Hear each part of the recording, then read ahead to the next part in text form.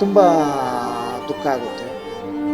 ಯಾಕಂತಂದರೆ ಅವ್ನು ಬಂದಾಗಲೆಲ್ಲ ನನ್ನ ಜೊತೆಯಲ್ಲೇ ಇರ್ತಾ ಇದ್ದ. ನನ್ನ ಬಿಟ್ಟು ಎಲ್ಲೂ ಹೊರಗಡೆ ಹೋಗ್ತಿರ್ಲಿಲ್ಲ. ಕೋಲಾರ ನಮ್ಮ ಗಾಂಧಿನಗರದ ಸುರೇಶ್ ಬಾಬು ಅವರು ಅಮೇರಿಕದಲ್ಲಿ ಫ್ಲೋರಿಡಾಯಿಂದ ಟೆಕ್ಸಾಸ್ಗೆ ಹೋಗೋ ಮಾರ್ಗದಲ್ಲಿ ಅಪಘಾತದಲ್ಲಿ ಚಿಕಿತ್ಸೆ ಫಲಕಾರಿಯಾಗದೆ ಮರಣ ಹೊಂದಿದ್ದಾರೆ. ಅವರು ಮೂಲತಃ ಗಾಂಧಿನಗರದಲ್ಲಿ ಒಂದು ಕಡು ಬಡ ಕುಟುಂಬದಲ್ಲಿ ಜನಿಸಿದವನು.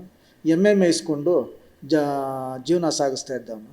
ಹಾಗೆ ಸ್ನೇಹಿತರ ಒತ್ತಾಯದ ಮೇರೆಗೆ ಜಿಮ್ಗೆ ಹೋಗೋದಕ್ಕೆ ಫ್ರೀ ಟೈಮಲ್ಲಿ ಇದು ಮಾಡಿದ್ದ. ಅದೇ ಇದಾಕೊಂಡಿದ್ದೆ. ನೆಕ್ಸ್ಟು ಜಿಮ್ಮು ಇದರಲ್ಲೇ ಹೃದಯ ರೋಗ ಮತ್ತು ಹೃದಯ ಶಸ್ತ್ರಚಿಕಿತ್ಸೆ, ವ್ಯಾಸ್ಕ್ಯುಲರ್ ಶಸ್ತ್ರಚಿಕಿತ್ಸೆ, ಸಮಗ್ರ ಹೃದಯ ಆರೈಕೆ ಸೇವೆಗಳಿಗಾಗಿ ನಿಮ್ಮ ವಿಶ್ವಾಸಾರ್ಹ RL Jalappa Narayana heart centre, STUMC campus, Tamaka, Kolar. 180030090309 ಮಾಡಿಕೊಂಡು ಒಬ್ಬ ಒಳ್ಳೆ ದೇಹದಾಢ್ಯಪಟು ಆಗಿ ಒಂದು ರಾಜ್ಯ ಮಟ್ಟದ ಪ್ರಶಸ್ತಿಗಳನ್ನೆಲ್ಲ ಪಡ್ಕೊಂಡಿದ್ದ. ಅದರ ನಂತರ ಅಲ್ಲೇ ಬೆಂಗಳೂರಲ್ಲಿ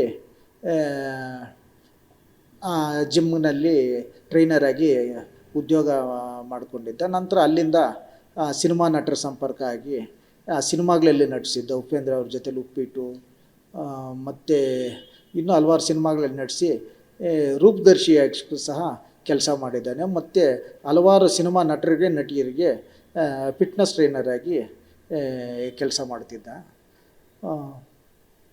ನಂತರ ತಾನು ಬದುಕಟ್ಕೊಳ್ಳೋದಕ್ಕೋಸ್ಕರ ಅಮೇರಿಕಾಗೆ ಹೋಗಿ ಅಲ್ಲಿ ಫಿಸಿಯೋಥೆರಪಿಸ್ಟಾಗಿ ಕೆಲಸ ಮಾಡ್ತಿದ್ದ. ಇತ್ತೀಚೆಗೆ ಹಬ್ಬದಿಂದ ಮೊದಲು ಬಂದಂಥವನು ಫ್ಯಾಮ್ಲಿ ಹೆಂಡತಿ ಮಕ್ಕಳನ್ನೆಲ್ಲ ಕರ್ಕೊಂಡು ಹೋಗೋದಕ್ಕೆ ಬಂದಿದ್ದ.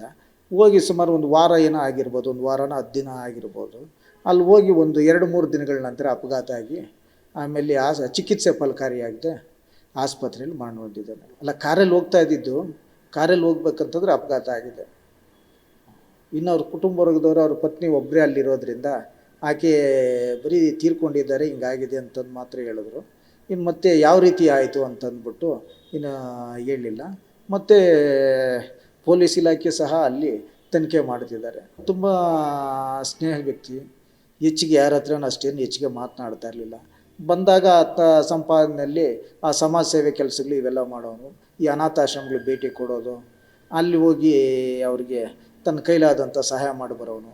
ತುಂಬ ಕಷ್ಟಕರವಾದ ಜೀವನ. ಯಾಕಂತಂದರೆ ತಂದೆ ಕಳ್ಕೊಂಡಿರ್ತಾನೆ. ತಂದೆ ಕಳ್ಕೊಂಡಾದಾದ್ಮೇಲೆ ಕುಟುಂಬದ ಭಾರ ಸಹ ಅವನ ಮೇಲೆ ಇತ್ತು, ಅವನ ಹೆಗಲ ಮೇಲೆ ಇತ್ತು. ಅವನಲ್ಲಿ ದುಡ್ಕೊಂಡು ಮನೆ ಕಡೆನೂ ನೋಡಿಕೊಂಡು ಇದು ಮಾಡಿಕೊಂಡು ಆಮೇಲೆ ಅವನಿಗೆ ಜೊತೆಗೆ ಇಲ್ಲೇ ಕಾಗ್ನಿಸೆಂಟ್ ಅನ್ನೋ ಒಂದು ಕಂಪ್ನಿಯಲ್ಲಿ ಇಂಜಿನಿಯರ್ ಆಗಿದ್ದಂಥ ರಂಜಿತಾ ಅವ್ರನ್ನ ಮದುವೆ ಆಗ್ತಾನೆ. ಆಮೇಲೆ ಆಕೆಯೂ ಇವನಿಗೆ ಮುಂದಿನ ಓದಕ್ಕೆ ಕೂಡ ಸಹಾಯ ಮಾಡ್ತಾಳೆ. ಅಮೇರಿಕದಲ್ಲಿ ಇವನಿಗೆ ಒಂದು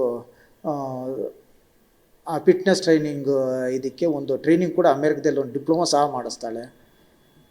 ಡಿಪ್ಲೊಮಾ ಸಹ ಮಾಡಿಸಿ ಆಮೇಲೆ ರೂಪದರ್ಶಿ ಆಗಿಬಿಟ್ಟು ಇವನು ಒಳ್ಳೆ ಇದು ಮಾಡ್ತಾನೆ.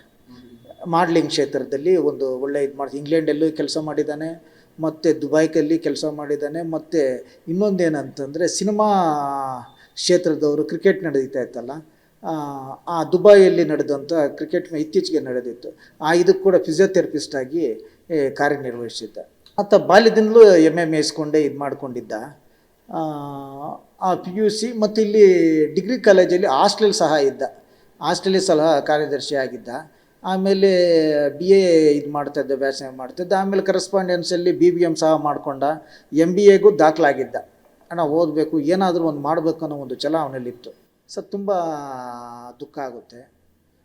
ಯಾಕಂತಂದರೆ ಅವ್ನು ಬಂದಾಗಲೆಲ್ಲ ನನ್ನ ಜೊತೆಯಲ್ಲೇ ಇರ್ತಾ ಇದ್ದ. ನನ್ನ ಬಿಟ್ಟು ಎಲ್ಲೂ ಹೊರಗಡೆ ಹೋಗ್ತಿರ್ಲಿಲ್ಲ. ಮತ್ತು ಈ ಸಾರಿ ಬಂದಾಗ ಸಹ ನನ್ನ ಜೊತೆಯಲ್ಲೇ ಕಾಲ ಕಳೀತಾ ಇದ್ದ. 10 ಗಂಟೆ ಆಗೋಷ್ಟೊತ್ತಿಗೆ ಬಂದುಬಿಡ್ತಾ ಇದ್ದ. ನನ್ನ ಬರವಣಿಗೆ ಕೆಲಸಗಳೇನಿತ್ತು ಅದುವರೆಗೂ ಕಾದು ಕುಳಿತುಕೊಂಡು ಸಂಜೆವರೆಗೂ ಇದ್ದು, ನಾನು ಸಂಜೆ ಮಕ್ಕಳನ್ನ ಕರ್ಕೊಂಬಂದು ಮಕ್ಕಳನ್ನ ಹೊರಗಡೆ ಕರ್ಕೊಂಡು ಹೋದಕ್ಕೆ ಸಹ ಅವನ ಮಕ್ಕಳನ್ನ ಜೊತೆಗೆ ಬರ್ತಿದ್ದ. ಅಷ್ಟಿದ್ರಲ್ಲಿದ್ದ. ಹೌದು, ಎಲ್ಲ ಅದ್ರ ಪ್ರಕ್ರಿಯೆಗಳೆಲ್ಲ ಶುರುವಾಗಿದೆ. ನಿನ್ನೆ ಅಲ್ಲಿ ಅಮೇರಿಕದಲ್ಲಿ ಲೇಬರ್ ಡೇ ಇದ್ದಿದ್ದರಿಂದ ರಜೆ ಇದ್ದ ಕಾರಣ ಸ್ವಲ್ಪ ತಡ ಆಗಿದೆ. ಅವ್ರ ಪತ್ನಿ ಅವರೇ ಇದು ಮಾಡ್ತಿದ್ದಾರೆ. ಸರ್, ಅದು ಗೊತ್ತಿಲ್ಲ. ಆ ಪ್ರಕ್ರಿಯೆಗಳು ಶುರು ಮಾಡಿದ್ದಾರೆ. ಅಲ್ಲಿನ ಕನ್ನಡ ಸಂಘಟನೆಗಳು ಮತ್ತು ಭಾರತೀಯರೆಲ್ಲರೂ ಸಹಾಯ ಮಾಡ್ತಿದ್ದಾರೆ.